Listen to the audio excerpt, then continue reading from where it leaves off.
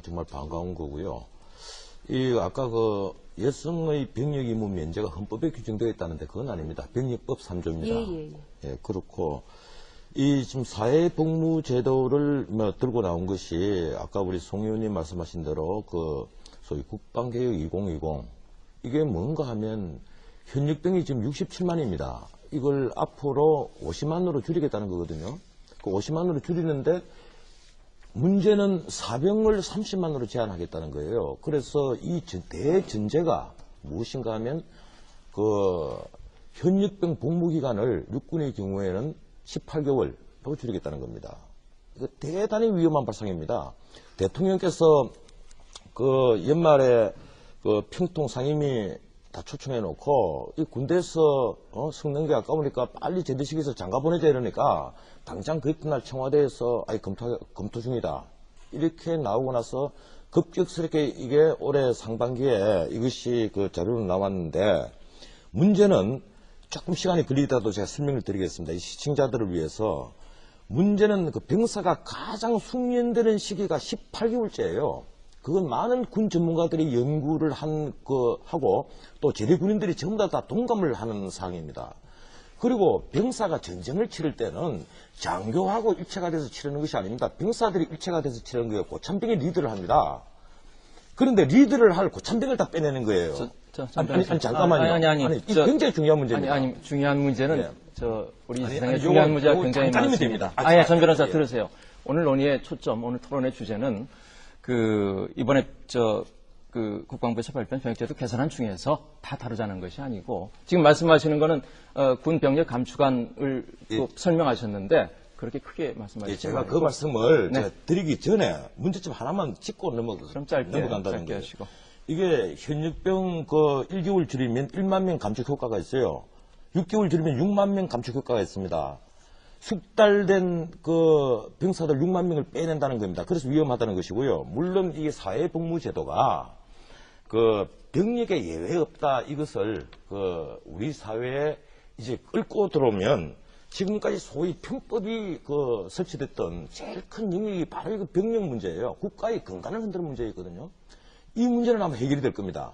그리고 또 하나 육체적인 그 장애가 심한 장애인을 제외한 나머지 면제자들에게 전부 다 사회복무를 다 명하겠다, 바로 부과하겠다 이거란 말입니다. 그래서 그 사람들에게 그 국민적인 일체감을 심어주는 그런 효과는 있을 거예요. 그런데 미안하지만 여성의 사회복무 이거 성공 못합니다. 감히 말씀드리는데 어느 여성이 지원하겠어요? 몇 명이 지원하겠습니까? 그리고 여성은 국방의 의무를 지는 사람들이 아니기 때문에 현 병역법상 지는 사람이 아니기 때문에 언제든지 사회복무를 하다가 피곤하면 언제든지 그만둘 수가 있습니다. 이런 불확실한 이 게임을 국가 안보라는데 그런 실험을 한다는 것은 굉장히 위험한 발상입니다. 여성의 사회복무 이 자체를 저는 굉장히 의심스러운 눈으로 보고 있습니다. 여기까지 듣겠습니다. 제가 좀 얘기해요. 팁을 주면은 할 것 같기도 한데. 하나만 제가 먼저 시정을 할게요. 이게 사회복무기간부터 말씀을 잘 하시고 나가야 됩니다. 사회복무기간은 22개월입니다. 예, 22개월인데 아까 임 의원님 하시는 말씀대로 8만 원 받고 22개월을 복무해서 가산점을 받겠다 하는 여성이 나오리라고 판단하십니까? 우리나라에 그렇게 애국심으로 똘똘 뭉쳐진 여성들이 많다고 생각을 하십니까? 천만의 얘기입니다. 그리고요, 아까 군 복무를 하고 싶다는 그런 설문조사를 하니까 여성이 많더라. 어디서 설문조사했는지 정말 믿기지가 않고요. 자꾸 이 이 사회복무 제도를 두고 마치 여성의 어떤 사회복무 제도에 넣어서 가산점 주는 걸 이걸 보장받으려 하는 것이 아니냐 이렇게 생각하는데 그 문제와 이 문제는 전혀 다른 문제입니다. 군 필자 제대자들에게 제대 군인들에게 가산점을 주는 것은 그 사람들에게 긍지를 심어주는 사실상 현재 존재하는 방법 중에서는 유일한 방법이에요. 아니 군대를 다녀오신 분들에 대해서 보상과 그다음에 굉장히 고마움을 표해야 된다는 건 저도 너무, 전 남자는 아니고 군대 못 갔습니다만 믿어 의심치 않습니다. 만약에 제 아들이 군대 가서 동생 한다면 굉장히 가슴 아플 겁니다. 그리고 정말 국군의 무대만 봐도 가슴이 저려요. 그런데 그 보상이라는 것은 얼마든지 다른 기회로도 줄 수 있다는 거죠. 시험 치고 나들한테 호봉에 차등을 준다든가 뭐 연금 문제라든가 얼마든지 나라에서 돈이나 뭐를 통해서 할 수가 있는데 굳이 여성들로부터 점수를 뺏어서 한다는 거는 내가 청소할게 해갖고 청소하는 아이에게 청소 안 한 사람들 먹을 빵을 다 갖다 주는 거랑 똑같다는 얘기죠. 군 가산점제 논란은 조금 제가 먼저 한 말씀 드릴게요. 그 여성 징병제 자꾸 말씀들을 하시는데, 그 정말 너무 이상론이에요. 그 아까도 뭐 여론조사를 하니까 여성들이 군대 가고 싶어하는 사람이 과반수를 넘더라. 서로 정말 해보고 싶습니다. 그리고요, 아까 송 의원님께서 우리 한편에 있으면서 내가 공격을 해서 대단히 죄송한데, 전장의 양상이 바뀌었다 이러는데, 최첨단 무기로 무장을 한 미군의 이라크 전쟁을 보십시오. 전장은 역시 최후의 전쟁은 보포, 기공통, 전투평가가 치릅니다. 앉아서 컴퓨터 두드듯이 전쟁하는 거 아니에요. 그럼 무슨 그런 그 말씀을 하십니까? 국방위에 다들 계시면서 전쟁은 보병, 포병, 기공, 기병, 공병 통신해야 합니다. 그는 전투평가가 하는 거예요. 결국은 이게 전투평가에 숙련된 병사들을 빼내면 그래서 위험하다는 겁니다. 전투력이 급격히 상실되는 거예요. 국가 안보는 우리가 아무리 튼튼히 해도 모자라지 않습니다. 그리고 여성의 징병제는 그런 의미에서 다시 검토를 해야 되는 거예요. 여성들이 이 전투평가에 얼마나 적합할 것인가. 여성들이 전투지원평가에는 셀 수가 있습니다. 그런 세부적인 것을 검토하지 않고 여성의 징병제를 받아들이지 하는 것도 굉장히 넌센스입니다. 또 하나, 이 기본적으로 그 모병제를 실시하면 해결되지 않느냐는데 지금 모병제를 실시하는 유럽에서 군인들에게 봉급을 얼마를 주는가를 보십시오. 아까 임 의원님께서 아까 독일 얘기를 하셨지만 400만 원, 500만 원, 600만 원 줍니다. 그리고 퇴직금 줘요. 독일은 모병제가 아닙니다. 그 독일은 영국이나 프랑스 같은 데는 엄청난 돈을 줍니다. 지금 GNP 대비 3%가 문제가 아닙니다. 이 10%에도 안 돼요. 10%에도 우리나라는 지금 예컨대 67만을 유지하려면 정말 그 속으로 말해서 택도 없습니다, 이게. 그런데 지금 모병제를 제가 좀 얘기할게요. 쉽게 주장들을 하시는데 또 이스라엘은 이 첨단 무기를 계속 사들이면 병력을 줄여가지고 그 작은 병사들을 모병제를 하면 되지 않느냐. 아까도 말씀드렸지만 전쟁은 전투평가가 치르는 겁니다. 그 점을 좀 유념을 해주시고. 자, 이면 발언하시고. 지금 제대된 법안이다 이러는데 그 헌법재판소의 판결문 그 당시에 이제 위헌 판결이 나왔습니다. 예, 지금 같으면 아마 헌법 불합치 판결을 해야 되지 않겠느냐 이런 생각을 하는데 그게 그 제대된 법안이 아닌 게요. 그 판결문을 자세히 읽어보면 이렇습니다. 이게 헌법 제39조에서 정한 국방의 의무가 그 모든 국민에게 다 부여되는 것이니까 그 군대에 가서 2년 보내는 것이 특별한 희생이 아니다. 이걸 전제로 깔고 있어요. 그리고 39조 제2항에 그 제대 군인들에게 특별히 이제 불이익을 안 준다는 것도 이건 그 아주 문리적으로 해석을 했습니다. 헌법재판소에서. 그리고 어떤 결론이 어떤 과정을 거치는가 하면 남자들 대부분이 군에 가고 여자들 대부분은 군에 안 가니 군에 갔다 온 사람에게만 가산점을 주는 것은 결과적으로라는 표현을 썼습니다. 결과적으로 여성에 대해서 남자가 더 이제 대우를 받는 것이다. 차별 대우를 받는 것이다. 그리고 또 하나가 그 공무원 시험에 있어서 그걸 신체 조건, 학력, 그리고 이제 소위 그 병력 상황 이런 것으로서 판정받아서 현역으로 가는데 그래서 현역으로 갔다 그는 본인이 이사와 상관없는 그런 조건으로 결국 나중에 공직을 담당한다는 것이 공무단임권 위반이다. 이거예요. 그런데 헌법조항 2개를 위반했다. 평등권 위반했고 공무단임권을 위반했다는 건데 그러면서 또 헌법재판소가 그 판결문에 보면 묘하게 적어놓았습니다. 이게 군의 제대 군인에게 그 보상은 해줘야 되는데 희생을 치렀으니까 보상은 해줘야 되는데 이 3점에서 당시 5점 주는 것은 이건 너무 큰 점수니까 그 당시에 이게 변별력이 없는 시험이니까 대부분 이제 근데 90점, 90 몇 점을 받는단 말입니다. 이래서 5점 보태버리면 거의 만점 수준에 가는 거예요. 이러니까 군 미필자들이 너무 이게 차별을 많이 받으니까 결국 이제 차별이라는 거죠. 이래서 이건 큰 차이다 이겁니다. 그래서 헌법재판소 견해는 그런 것 같아요. 이게 보상을 해주되 이게 3점에서 5점 주는 것은 너무 과한 것이다. 그래서 계산안이 점수를 1점으로 하고 뭐 당시에 하는데, 논의의 그 과정을 쭉 지켜보니까 예. 자기가 얻는 점수에 2%에서 3% 정도 주는 것, 이 정도가 적합하지 않겠느냐 그런 논의가 있었답니다. 아마 이번에 이원 입법이 된 것도 결국 그 논의 틀 안에서 나는 이루어진 것으로 보고 있어요. 근데 이 점에서는 해야만 됩니다. 아까 그 임 의원님께서 이 1000명 정도 해당되는 말단 지역적인 문제 아니냐. 그 우리나라 지금 현역 군인들, 제대 군인들에게 내가 나라를 위해서 이렇게 그 전방 OP에서 인연을 보냈다 하는 그런 자긍심을 심어주는 게 뭐가 있습니까? 이 가산점 제도는 상징적인 거예요. 그 사람들에게 자긍심을 심어주는 제대 군인들에게 카프레이드는 못 해줄 망정 이 가산점 제도의 상징적인 제도를 하나 비치하는 걸 가지고 이 여성에 대한 차별이라고 논의하는 것은 대단히 문제가 있습니다. 왜 그런가 하면 아까 7급 공무원을 예로 드셨는데 7급 공무원은 제대 군인과 군대를 가지하는 사람이 충돌하는 영역이 아닙니다. 제대 군인과 군대를 가지하는 사람이 충돌하는 영역은 9급 공무원이에요. 그 7급 공무원 평균 연령과 9급 공무원의 평균 연령을 비교를 하면 알 수가 있습니다. 그 시험 합격한 평균 연령 말입니다. 24세 정도입니다. 지금 9급 공무원이. 거기에 당장 지금 여성이 58.8%입니다. 60% 가까워져요. 그리고 제대 군인들이 8, 9%밖에 되지 않습니다. 군대가 2년 아니에요. 군대 가기 전에 준비기간 6개월. 그리고 제대하고 나서 또 적응기간 6개월. 결국 3년 뺏기는 겁니다, 이게. 그런 사람이 자긍심을 심어줘야 되고, 아까 또 우리 송 의원님께서는 장애인 말씀을 하시는데, 지금 우리 어떻습니까? 양성 평등 채용 목표제 지금 실시하고 있죠, 올해까지. 그래서 외무고시 같은 데는 이제 그 실시할 필요도 없이 그게 양성평등 채용 목표가 말이죠. 외무고시, 기술고시, 또 뭡니까 행정고시, 그리고 7급 공무원, 9급 공무원 전부 다 해당됩니다. 거기에 그 지금 이미 외무고시를 넘었었고 9급 공무원 같은 것은 여성이 60% 가까이 되니까 이제는 충분히 목표를 달성을 해버린 거예요, 이게. 그리고 장애인도 지금 장애인 고용 촉진을 지금 하고 있습니다. 장애인은 그런 식으로 우리 사회에서 계속해서 보호를 해야 될 필요가 있어요. 이 문제를 제대군인의 문제와 장애인의 문제, 제대군인의 문제와 여성의 문제로 끌고 가면 이건 끊임없는 논쟁의 거리가 되고 끊임없는 핑가르기가 됩니다.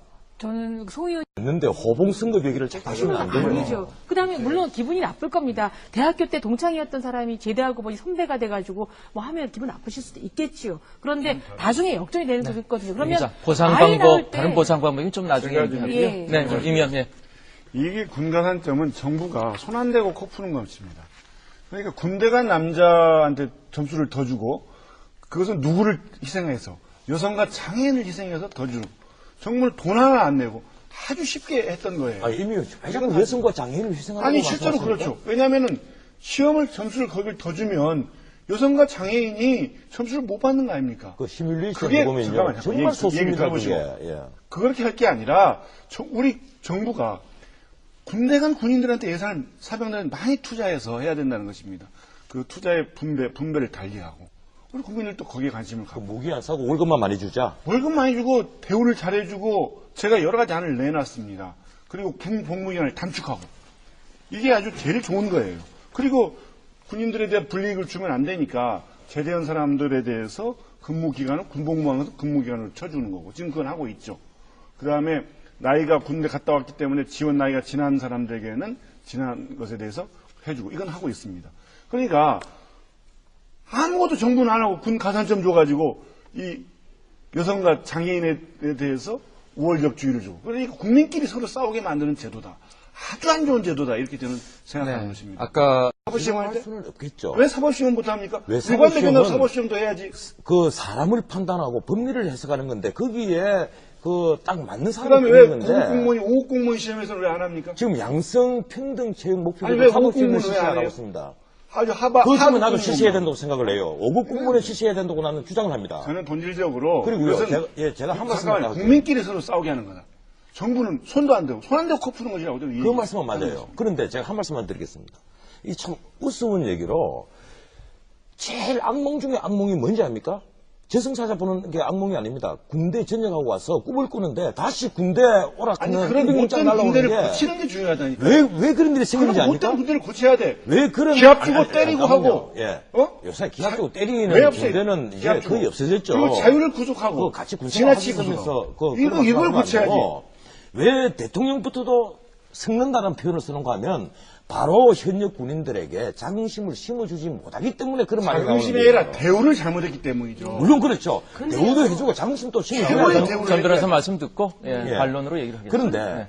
그런 자긍심을 심어주는 아주 작은 단추입니다. 이게 가산점 제도라는 것이 그걸 가지고 이거는 자꾸 1000명짜리다. 이건 아무것도 아니고 군대 자꾸 대우만 해주자. 그런 예산이 있으면 변호사님이 얼마나 좋겠습니까? 군대에서 아니, 예산이 잠깐만요. 있죠. 예. 예산이 충분히 있는데 정말 그것도 안 쓰는 정말 거예요. 그 1인당 한 500만 원씩 봉급 주고 하면 얼마나 그래서 불가능한 좋겠어요. 얘기를 하면 안 되고. 아니, 근데 100만 원 준다고 해서 그러면 제가 다른 방송에서 100만 원 주면 뭐 군대 가겠느냐 이래서 그 여러 논란이 올랐는데 100만 원 준다고 해서 과연 우리나라에서 필요한 그 뭡니까 전투병과 군인들을 다 모집할 수 있겠어요?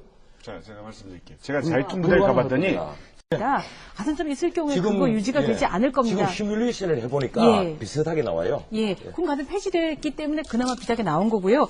그 뭐 여론조사를 굉장히 믿지 않으십니다만 또 인용할 수밖에 없는 게 군 복무를 마친 남성들 구직자 직장 찾는 분들 대상으로 설문조사를 했습니다.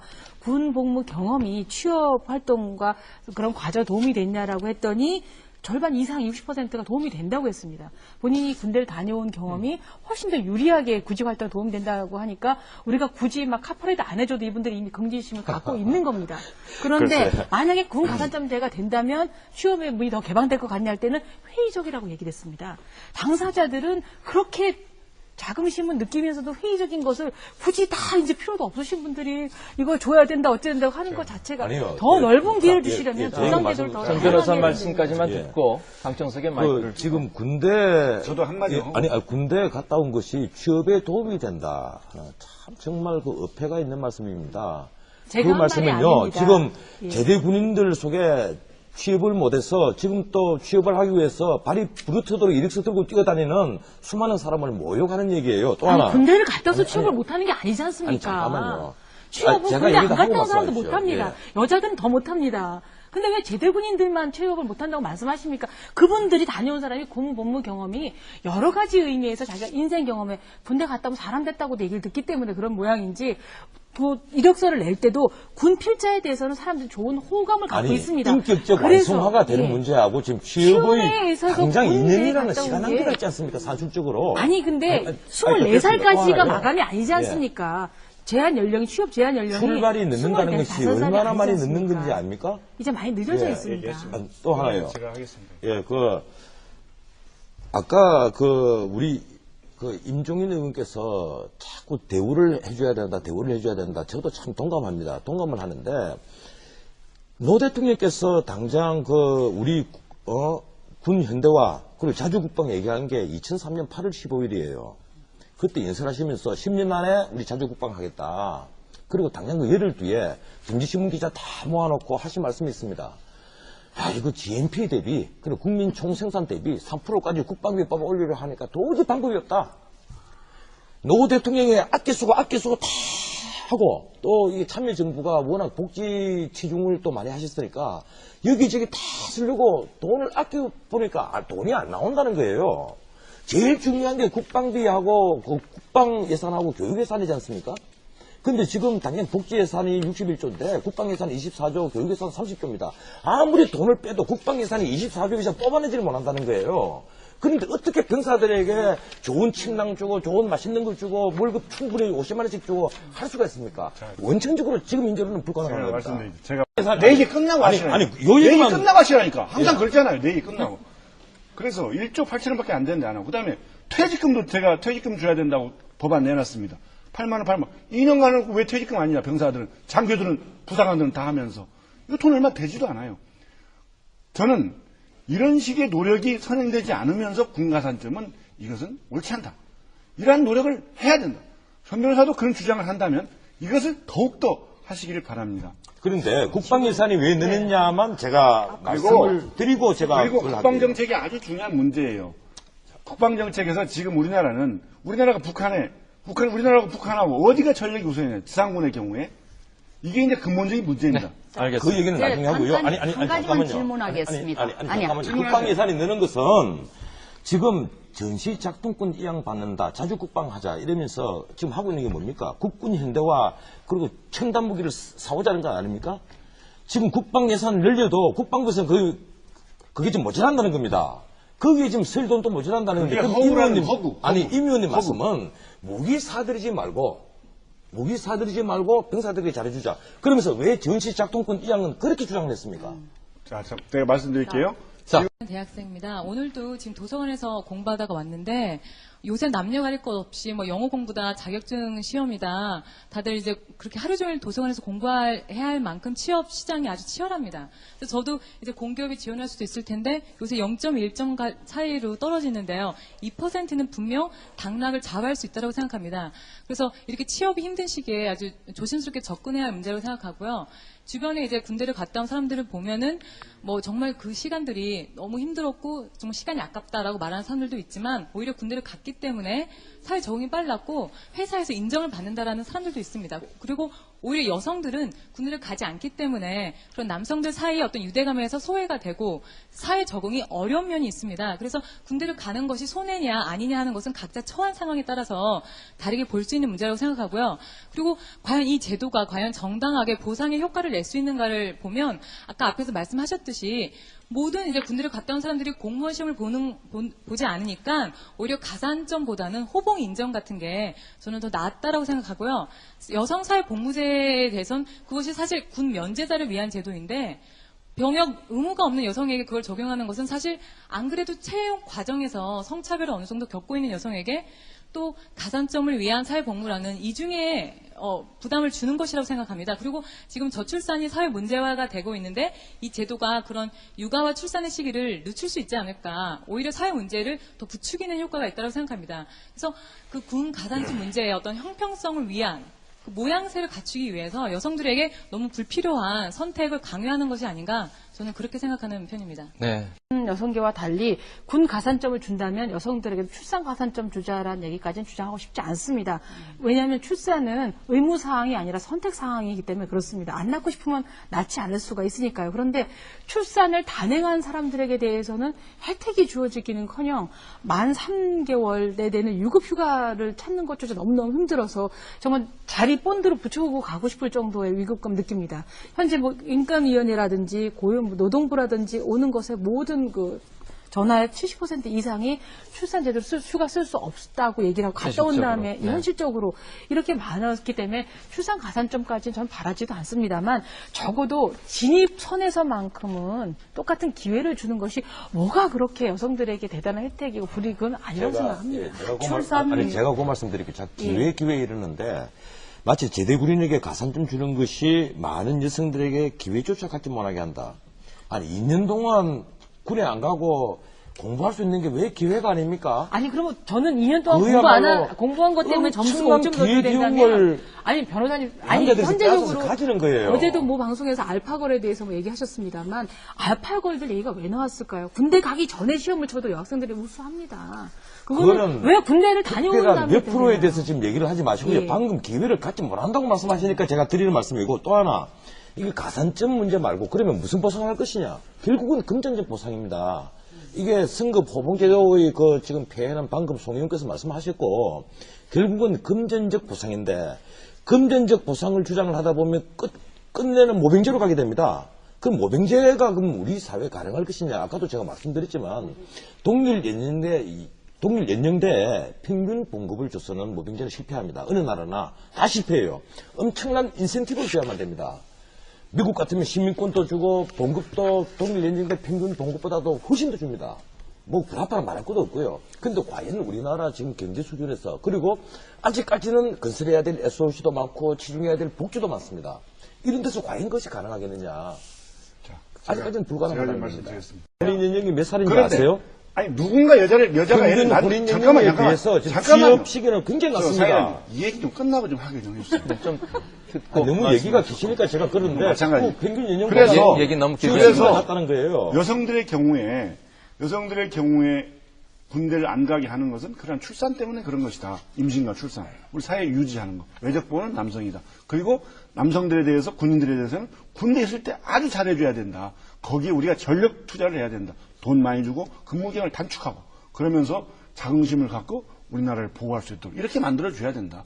그리고 갔다 온 사람들에서는 호봉 인정해주고 이게 아주 중요한 겁니다. 네, 좀 예, 지금요, 옛날 같으면 그 여성들이 평균 혼인연령이 22, 3세였습니다. 그러면 아마 임 의원의 주장이 일리가 있을 수도 있죠. 예, 근데 여성은 임신 출산을 하니까 그만큼 사회 진출을 하고 싶어도 늦어지지 않겠느냐. 그런데 지금 여성들이 평균 혼인연령이 이미 26세를 넘어서고 있습니다. 넘어서고 있고, 취업을 하는 시기는요, 남자하고 제대군인하고 여성하고 아주 첨예하게 대립되는 국어공무원 시험에 지금 합격 평균 연령이 24세 정도입니다. 거기에 혼인을 하고 출산 때문에 출산을 마치고 시험 치는 여성은 아무도 없어요. 아무도 없는지는 모르겠는데 거의 없다고 봐야 됩니다. 그런데 무슨 출산과 자꾸 육아를 자꾸 거론을 하십니까? 이 문제에 있어서. 제가 답변드릴게요. 저는 봉급을 30만 원 인상해야 되고 군 복무 기간을 24개월에서 18개월 단축해야 됩니다. 노 대통령은 4개월 단축한다고 대통령 선거 때 공약해놓고 지금 2개월밖에 단축 안 하고 공약도 이행하지 않고 있습니다. 빨리 공약을 이행해야 됩니다. 그다음에 의식주를 개선해줘야 되고 그다음에 인권 향상을 시켜주면서 정말 보람 있는 군대 생활을 할 수 있게 만들어줘야 됩니다. 그리고 군 가산점 제도는 사법시험이나 행정고시, 외무고시, 회계사, 변리사 이런 중요한 시험에는 적용치도 않고 7급, 9급 그거 겨우 하면서 마치 큰 대우를 해주는 것까지 속이고 있는 제도입니다. 특히 약하고 힘없는 장애인과 여성들하고 제대군인하고 싸움을 붙이는 국민을 이간시키는 아주 나쁜 제도입니다. 정부는 돈 안 들고 제가 아까 말씀 손 안 대고 코 푸는 제도다라고 생각합니다. 그 다음에 마지막으로 돈 있고 빽 있고 힘 있는 사람들은 군대에 안 가는 일이 많은데 이건 전적으로 근절해야 됩니다. 그래서 대체복무 제도의 재택복무 제도를 아주 협소하게 해서 많은 사람들이 군대 가게 하고 빠지는 사람이 없도록 병역 비리 없도록 이렇게 만들어야 됩니다. 네, 잘 들었습니다. 예. 이 노 대통령께서 2개월 깎았다 이러는데 지금 이번에 그 병역법에서 그 병무청장이 깎도록 되어 있지 않습니까? 6개월까지. 또 6개월 더 깎으면 이제 8개월 깎는 거죠.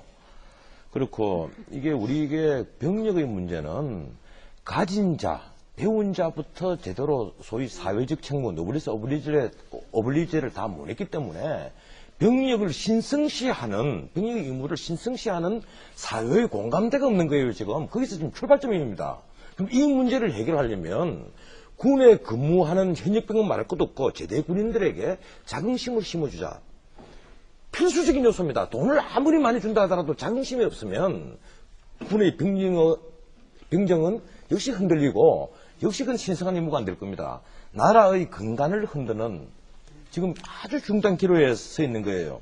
그리고 지금 이 문제를 남녀 문제, 장애인 문제로 자꾸 끌고 가는데 남녀 문제는 예컨대 우리가 양성 평등채용 목표제를 시행할 때 어느 남성이 그거 평등권 위반이다 누가 얘기합니까? 아무도 얘기 안 했어요. 제발 그런 문제, 우리가 어떤 그 목표를 가지고 있는 정책의 문제와 남녀의 문제라든가 핑가르기 문제로 계속 시비를 건다 하면 우리 사회는 끊임없는 논란만 양산을 합니다. 그거 굉장히 불필요한 소모예요. 정력의 소모입니다.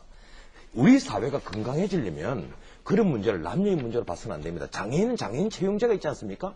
장애인은 우리가 보살펴야 될 국민 누구나 책무가 있어요. 우리나라에 장애인을 엄격히 말하면 굉장히 많은 숫자입니다. 그런데 그런 문제를 장애인을 보호해야 될 문제를 군 문제와 같이 계속 결부시켜가지고 얘기를 하자 하면 이건 말이 안 되는 얘기입니다. 그런 논점이 그런 문제가 아니고 이 문제는 국가의 두 기둥인 병정과 세정을 어떻게 세울 것이냐. 그래서 국가를 어떻게 튼튼하게 할 것이냐. 바로 그 문제예요.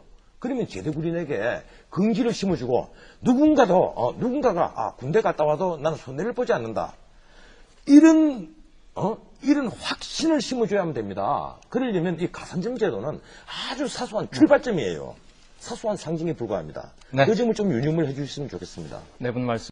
사회복무기간이 22개월입니다. 예, 22개월인데 아까 임 의원님 하시는 말씀대로 8만 원 받고 22개월을 복무해서 가산점을 받겠다 하는 여성이 나오리라고 판단하십니까? 우리나라에 그렇게 애국심으로 똘똘 뭉쳐진 여성들이 많다고 생각을 하십니까?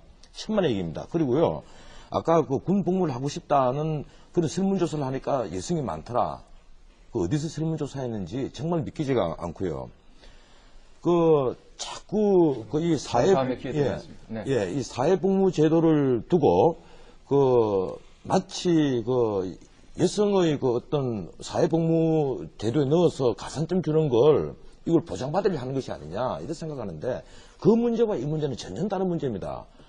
군 필자 제대자들에게 제대 군인들에게 가산점을 주는 것은 그 사람들에게 긍지를 심어주는 사실상 현재 존재하는 방법 중에서는 유일한 방법이에요. 아니 군대를 그 다녀오신 방법을 두고 분들에 대해서 자꾸 보상과 그다음에 굉장히 고마움을 표해야 된다는 건 저도 너무 전 남자는 아니고 군대 못 갔습니다만 믿어 의심치 않습니다. 만약에 제 아들이 군대 가서 동생 한다면 굉장히 가슴 아플 겁니다. 그리고 정말 국군의 무대만 봐도 가슴이 저려요. 그런데 그 보상이라는 것은 얼마든지 다른 기회로도 줄 수 있다는 거죠. 시험 치고 나들한다면 호봉에 차등을 준다든가 뭐 연금 문제라든가 얼마든지 나라에서 돈이나 뭐를 통해서 할 수가 있는데 굳이 여성들로부터 점수를 뺏어서 한다는 거는 내가 청소할게 해갖고 청소하는 아이에게 청소 안 한 사람들 먹을 빵을 다 갖다 주는 거랑 똑같다는 얘기죠. 군 가산점제 논란은 조금 제가 먼저 한 말씀 드릴게요. 네. 여성 징병제 자꾸 말씀들을 하시는데 정말 너무 이상론이에요. 아까도 여론조사를 하니까 여성들이 군대 가고 싶어하는 사람이 과반수를 넘더라. 서로 정말 해보고 싶습니다. 그리고요. 아까 송 의원님께서 우리 한편에 있으면서 내가 공격을 해서 대단히 죄송한데 전장의 양상이 바뀌었다 이러는데 최첨단 무기로 무장을 한 미군의 이라크 전쟁을 보십시오. 전장은 역시 최후의 전쟁은 보포, 기공통, 전투평가가 치릅니다. 앉아서 컴퓨터 두드듯이 전쟁하는 거 아니에요. 그럼 무슨 그런 말씀을 하십니까? 국방위에 다들 계시면서 전쟁은 보병, 포병, 기공, 기병, 공병 통신해야 합니다. 그건 전투평가가 하는 거예요. 결국은 이게 전투평가에 숙련된 병사들을 빼내면 그래서 위험하다는 겁니다. 전투력이 급격히 상실되는 거예요. 국가 안보는 우리가 아무리 튼튼히 해도 모자라지 않습니다. 그리고 여성의 징병제는 그런 의미에서 다시 검토를 해야 되는 거예요. 여성들이 이 전투평가에 얼마나 적합할 것인가. 여성들이 전투지원평가에는 셀 수가 있습니다. 그런 세부적인 것을 검토하지 않고 여성의 징병제를 받아들이지 하는 것도 굉장히 넌센스입니다. 또 하나, 기본적으로 모병제를 실시하면 해결되지 않느냐는데 지금 모병제를 실시하는 유럽에서 군인들에게 봉급을 얼마를 주는가를 보십시오. 아까 임 의원님께서 아까 독일 얘기를 하셨지만 400만 원, 500만 원, 600만 원 줍니다. 그리고 퇴직금 줘요. 독일은 모병제가 아닙니다. 독일은 영국이나 프랑스 같은 데는 엄청난 돈을 줍니다. 지금 GNP 대비 3%가 문제가 아닙니다. 이 10%에도 안 돼요. 10%에도 우리나라는 지금 예컨대 67만을 유지하려면 정말 속으로 말해서 택도 없습니다, 이게. 그런데 지금 모병제를 자꾸 제가 좀 얘기할게요. 쉽게 주장들을 하시는데 또 이스라엘은 이 첨단 무기를 계속 사들이면 병력을 줄여가지고 그 작은 병사들을 모병제를 하면 되지 않느냐. 아까도 말씀드렸지만 국방부에서 발표한 병역제도 개선안 중에서 다 다루자는 것이 아니고 지금 말씀하시는 거는 군 병력 감축안을 설명하셨는데 그렇게 크게 말씀하시죠. 제가 그 말씀을 제가 드리기 전에 문제점 하나만 짚고 그럼 짧게 넘어간다는 거예요. 하시고. 이게 현역병 1개월 줄이면 1만 명 감축 효과가 있어요. 6개월 줄이면 6만 명 감축 효과가 있습니다. 숙달된 병사들 6만 명을 빼낸다는 겁니다. 그래서 위험하다는 것이고요. 물론 이게 사회복무제도가 병력에 예외 없다 이것을 우리 사회에 이제 끌고 들어오면 지금까지 소위 편법이 설치됐던 제일 큰 영역이 바로 이 병력 문제예요. 국가의 건강을 흔드는 문제이거든요. 이 문제는 아마 해결이 될 겁니다. 그리고 또 하나 육체적인 장애가 심한 장애인을 제외한 나머지 민재자들에게 전부 다 사회복무를 다 명하겠다, 바로 부과하겠다 이거란 말입니다. 그래서 그 사람들에게 국민적인 일체감을 심어주는 그런 효과는 있을 거예요. 그런데 미안하지만 여성의 사회복무 이거 성공 못합니다. 감히 말씀드리는데 어느 여성이 지원하겠어요? 몇 명이 지원하겠습니까? 그리고 여성은 국방의 임무를 지는 사람들이 아니기 때문에 현 병역법상 지는 사람이 아니기 때문에 언제든지 사회복무를 하다가 피곤하면 언제든지 그만둘 수가 있습니다. 이런 불확실한 이 게임을 국가 안보라는데 그런 실험을 한다는 것은 굉장히 위험한 발상입니다.